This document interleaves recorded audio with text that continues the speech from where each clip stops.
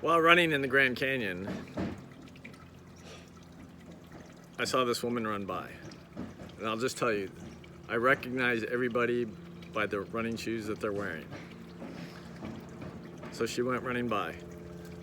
Then I was climbing up the top of the Bright Angel Trail, got to the very top, out of breath, a little bit tired, and I see those shoes. So I stopped and talked to her.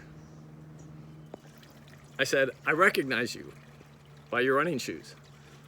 I can't believe that you went running on those trails in that shoe. How did you come to those shoes? She says, I've tried everything. I've tried trail shoes, I've tried road shoes, I've tried everything, and my Achilles always hurt. But I put these on and ran in them, and my Achilles doesn't hurt. So that's why I wear them. That made total sense to me. The shoes, Nike free. And that's the subject in the world of running history today. The year was 2000. The Nike Kitchen, as they're known as, that's the Advanced Concept Group, has been charged with, we need something new. We need something new in running. They happen to be at Stanford, and they watched the Stanford runners cool down by taking off their shoes and running in the grass. And they asked the coach, why did they do that? And he said, you know what, since we've been doing that, my runners don't get injured as often.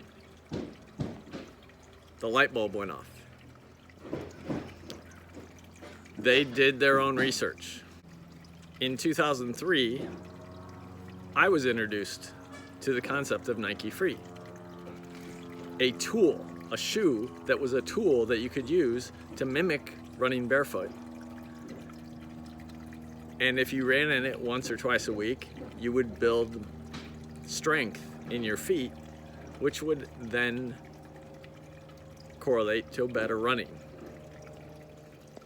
I got to talk to those guys in the kitchen, guys and girls in the kitchen. I got to put the shoes on and run in them. And then with the marketing team, we built a launch program, how to educate runners on using the Nike Free.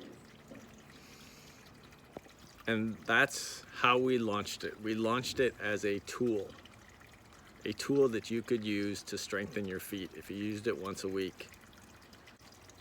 That was minimalism. That's the first shoe in minimalism. We weren't trying to tell anybody to go run in them every day. Although there are many, in fact, one of my old training partners, who I won't name because she's pretty well known in the world of triathlon, she got a pair of them and ran a marathon. Early on, before anybody else was running long distances in the Nike Free, she ran a marathon in them. So the world of minimalism, it's always credited with the Vibram 5 fingers and with the book Born to Run by Christopher McDougall. And in fact, he lambastes Nike in his book. But the real minimalism in terms of barefoot running starts back in 2000 when the Nike Kitchen is with the Stanford track team. That's when it started. It didn't start with a bunch of people putting on the 5 fingers and running in them. It didn't start with McDougall going down to the canyons of Mexico. That's a great story. Don't get me wrong, that's a great story. But it didn't start there. It started with a shoe company. And it started with runners. The shoe company saw runners doing something and gaining benefit, and turn that into a running shoe that everybody could use and get some of the same benefits. Again, it starts with runners. So back to that runner in the Grand Canyon. It wasn't the fact, I mean, yes, it was the fact that she was running in the Grand Canyon, which is, you could run in a road shoe, you could run in a racing flat, whatever, but it is a rocky, it's a trail. And to see all the different shoes out there, the trail shoes, the enormous amount of hoka one, and then to see this woman spryly running in her Nike Free, I was just ultra impressed.